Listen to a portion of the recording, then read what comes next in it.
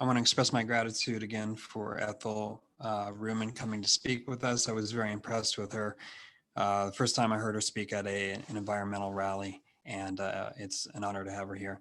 Ethyl's 21 years old and comes from Portage, but she now resides at the Green Acres Permaculture Village in Bloomington, Indiana. She was recognized as a Hoosier Resiliency Hero, IUN Newman Civic Fellow, and she revived the Save the Dunes 2020 Youth Environmental Dorothy Buell Award.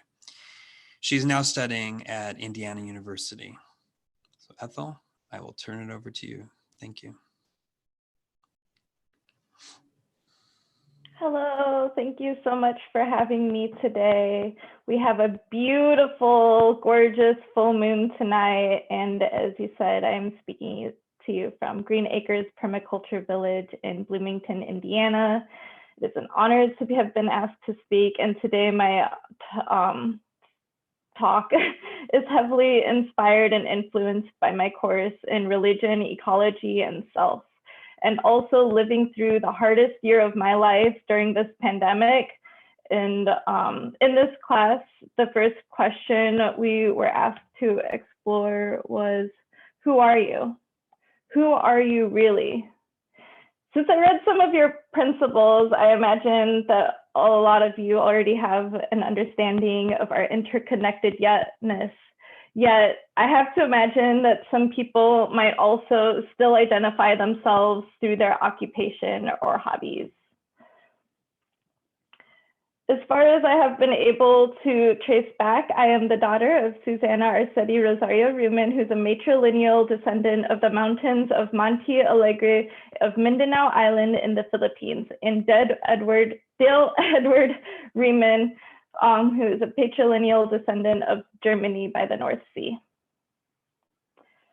So who am I? I was born in Valparaiso, Indiana, raised in Portage, Indiana, and for the majority of the 20 years of my life, Lake Michigan has been the source of water that flows through my body and blood in the most deep and intimate and cellular way. I have grown up on land stewarded by mound builders, the Wea tribe, the Potawatomi, European settlers, and the communities of people that live there today. I imagine that many of us have a shared connection, and you are or have at some point been nourished by the Great Lakes watershed as well. Regardless of the vast interconnections of water connect us together nonetheless. This is my first time having been a permanent residence outside the Great Lakes Basin, and I am now directly supported by Lake Monroe.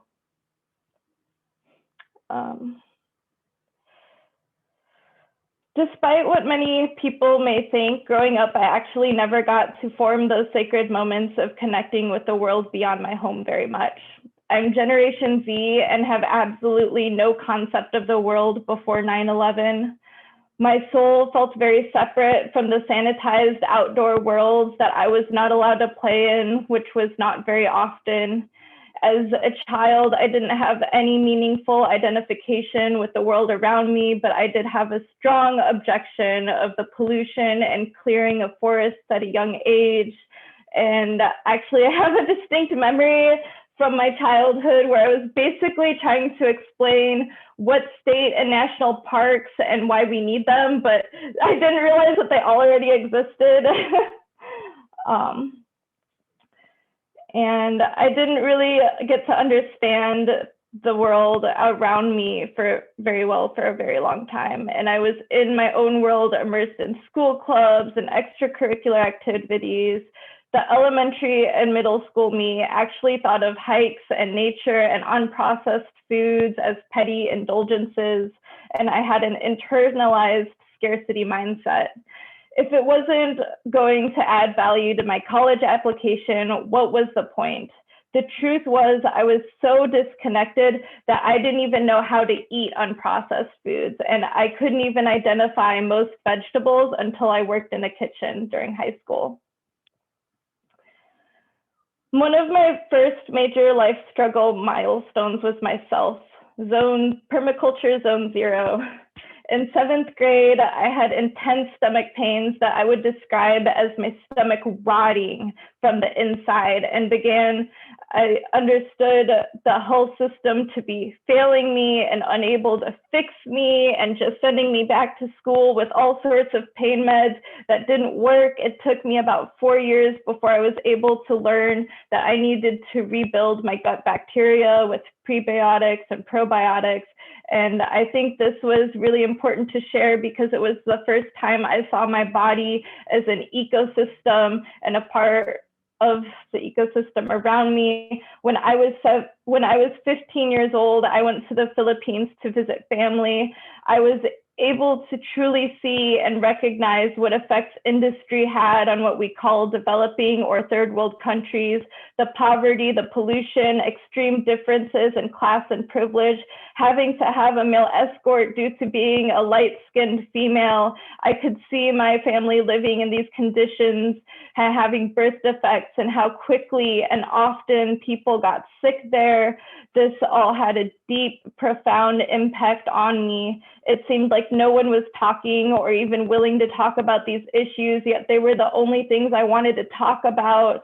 And when I came back to the Philippines in 2017, the first 30 minutes of my plane landing, I was coughing up black stuff, and I had to purchase a mask in 2017 if I ever wanted to be in these densely populated areas where there were a lot of diesel fumes.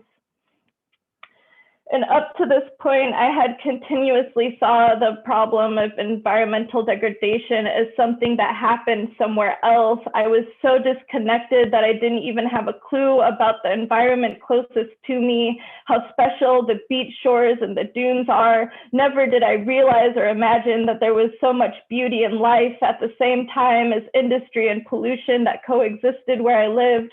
So here I was, 2017, 17-year-old me, thinking I was failed by the healthcare system, and the Philippines was failed by capitalism, and the education system failed to address these issues, feeling angry, anxious, and confused as to why we weren't living sustainably.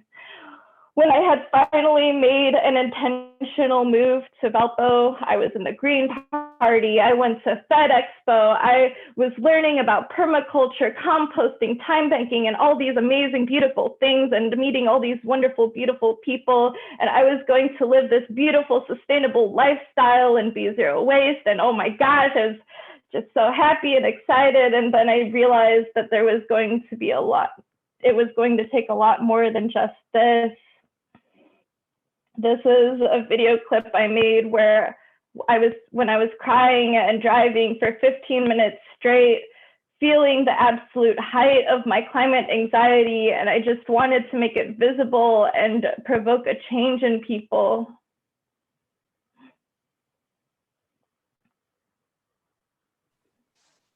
Ethel, you need to, when you share, go back to share your screen, and there will be a box in the lower left-hand corner which says share my computer audio so we can hear it.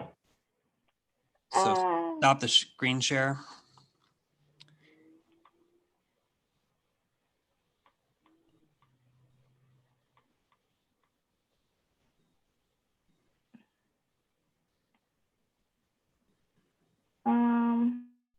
So stop the screen share first. And then when you go back to screen share, it will, before you click share, there should be a button in the lower left-hand corner that says share computer sound. Thank you. I'm really concerned about a climate crisis. So that was just 10 seconds of that 15 minutes. Oops. Yeah, and I continued and went on to do so many more amazing and beautiful things.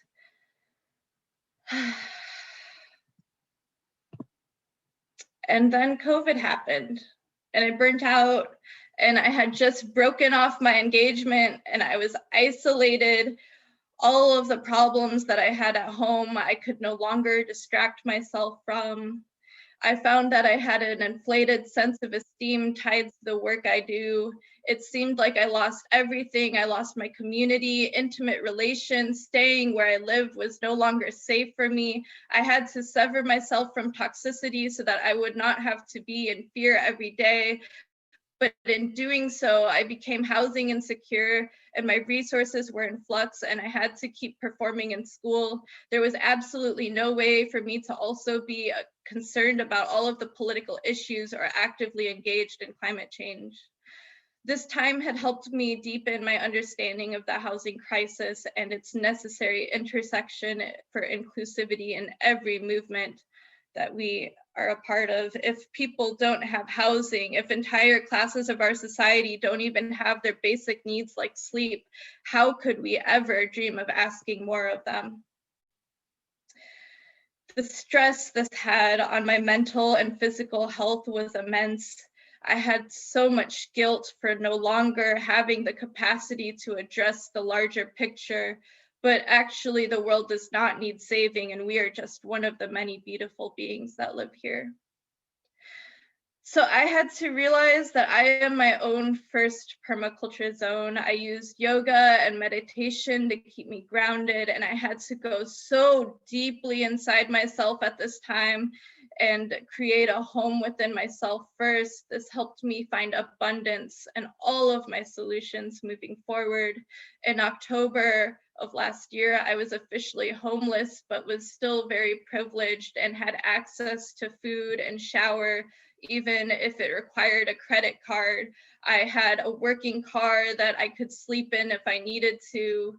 And when you feel such loss, eventually you are able to see what you have left. And I was able to receive abundance from my community. However, I was still in a pandemic and I did have to find somewhere to settle and gain stability. And I just so happened to end up in an 80-ish acre forest that was far enough from where I worked that it wasn't even worth the commute and had very little internet. I recognized this time as an extreme privilege. I was able to prioritize sleep more than ever. I was able to turn to Indigenous teachers from far away and hear their stories and cultivate a relationship with herbs and plants in a way that I hadn't before. For the first time, I had never felt more rich in my life. My basic needs were met, and there was an entire world every day that I woke up without cars zooming by all over. I was able to join a women's circle and have community again, as well as learn to deeply connect to the cycles of the moon and my own body cycles and with each other, especially as we had to collectively navigate the desire to gather and share with the responsibilities around being in a pandemic carefully. And to join an experimental permaculture community, and although it has a bit of ways before being completely sustainable, itself is trying to figure out how to shift from the patriarchal Capricorn to the ground up community sourced Aquarian way of organizing. The truth is that I don't know the answer to the climate crisis, but I do know that starting within myself as zone zero and educating myself and sustaining myself and allowing to permeate out, not as an instructor, but as an extension of the earth and community interconnected. And I am finally ready to feel immersed and loved back by the earth that loves me too, that I am the earth and that the tiny bacteria in my gut biome is me, that my joy and pleasure is an extension of the earth's joy and pleasure living through me. Nourishing my inner self is an act of nourishing the earth, and I am able to feel immense joy every day during this climate crisis to love and appreciate all that is now so that we can experience all that we will become as a collective, and that during today's full worm moon, we will be able to come out of the compost and the remains of all that is left so that we may reach out to the light, to the spring, to connect and spread our intentions like mycelium and co-create something beautiful. Thank you.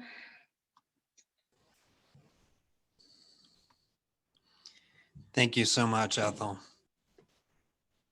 That was an amazing message, and I think it's perfectly aligned with the mission of this church and what a lot of us are feeling right now. And even though I think your generation is particularly impacted, especially impacted by the past year,